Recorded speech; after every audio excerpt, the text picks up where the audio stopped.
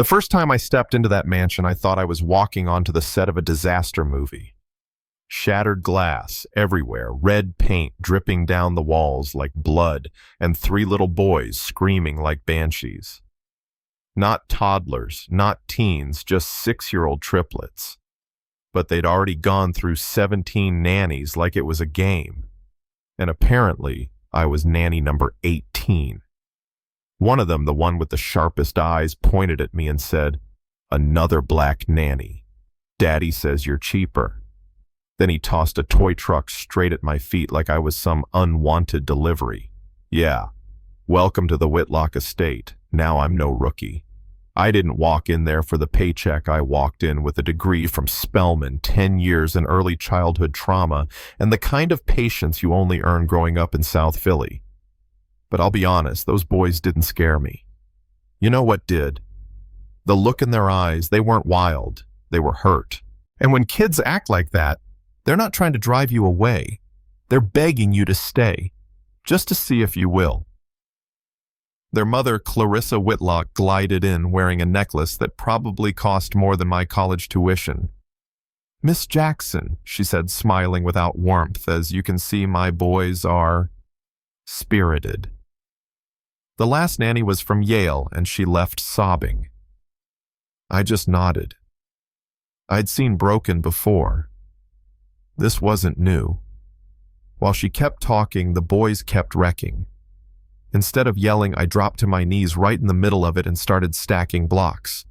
One of them stopped mid-destruction. "What are you doing?" he asked. "Building a fort," I said. "Every war needs a base."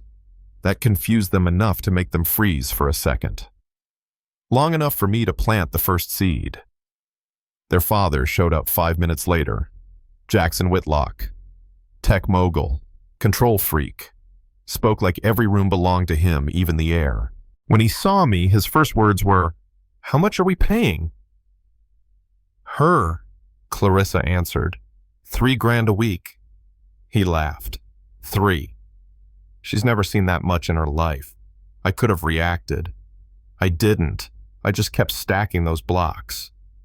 One of the boys whispered, "She's ignoring our war." And that's when Jackson said, "Of course she is. People like her know how to keep their heads down." I stood up, walked to a busted bookcase, and picked up a dusty old copy of The Prince and the Pauper. "You know," I said, flipping through it, "this book changed my life." 2 boys switched lives and learned that nobility isn't about money, it's about how you treat people. Clarissa rolled her eyes. "We didn't hire you to preach." "Oh, I know," I said. "You hired me to survive your kids, like the last 17. But none of them asked why 3 boys are trying so hard to destroy everything they touch." Jackson's jaw tightened. "What kind of cheap psychology is that, Howard University?" I answered, smiling. "Child trauma. And I know this much discipline built on fear just raises better liars.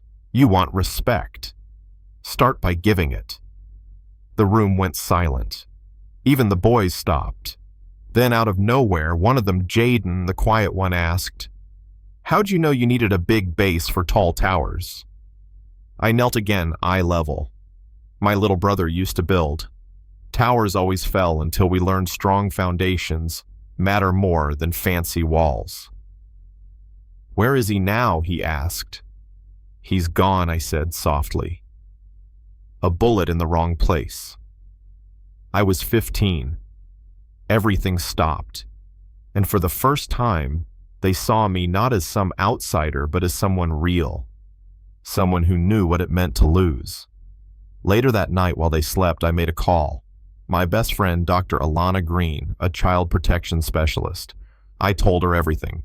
The emotional chaos, the way the boys mimicked their father's rages, the racist remarks, the manipulation. She didn't hesitate. "If you're serious, you need to start documenting. Carefully. Quietly. These people will bury you if they sense a threat." So I did. For 2 weeks, I recorded everything, shouting matches between the parents, hateful comments, the boys explaining how breaking things was how grown-ups show anger. And I wasn't alone. Rosa, the housekeeper, who'd worked there for 15 years, pulled me aside one day. "You're the first one who sees those boys," she said. "I've watched them grow colder every year. If you ever need backup, I'll speak." That was the moment I knew this wasn't just a job. It was a mission. Then came the Monday morning they never saw coming. The van from Child Services rolled up as Mr. and Mrs. Whitlock were sipping lattes and talking stock options. Dr. Green walked in, flashed her badge, and laid out a thick file. Documentation of emotional neglect, normalized verbal abuse, racist ideology in front of minors, and retaliation against caregivers, she said calmly. Clarissa gasped. "Is this a joke?" Jackson stood. "Who reported this?" I walked in with the boys, calm, smiling, holding their handmade fort. "I did," I said, "because someone had to." The look on their faces, like the stock market had just crashed in their dining room. "We trusted you," Clarissa hissed. "No," I said. "You paid me. You never trusted anyone." They tried everything. Threats, charm, even fake tears. But Rosa stepped up. "I've seen everything in that report," she said. "Every word is true." Jackson reached for his phone. "I'm calling lawyers." "This is defamation." Dr. Green smiled. "Any intimidation will be added to the report." By that afternoon, the kids were placed under protective supervision. The house went quiet. And for the first time in months, those three little boys sat in a circle building towers that didn't fall. 2 years later, I stood on a stage accepting an award for Child Advocate of the Year. My nonprofit had already helped over 300 kids like Jaden and his brothers. Rosa ran a cleaning company now, one that paid fair wages. Dr. Green became regional director, and the Whitlocks Jackson lost his company to fraud investigations. Clarissa was working part-time retail. Their sons visited on weekends under supervision.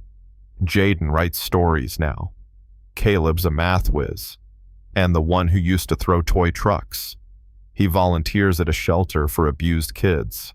So, yeah, they underestimated me. But they weren't the first, and they won't be the last. Because when you treat someone like they're invisible, you never see them coming. Now, I've told you my part. What about yours? Have you ever watched someone get written off because of their race, their background, their job title? Drop a comment below. Let's talk about it. Let's talk about what real respect looks like. Let's talk about how we break the cycle. Because change doesn't come from money. It comes from someone who decides enough is enough, and that someone could be you.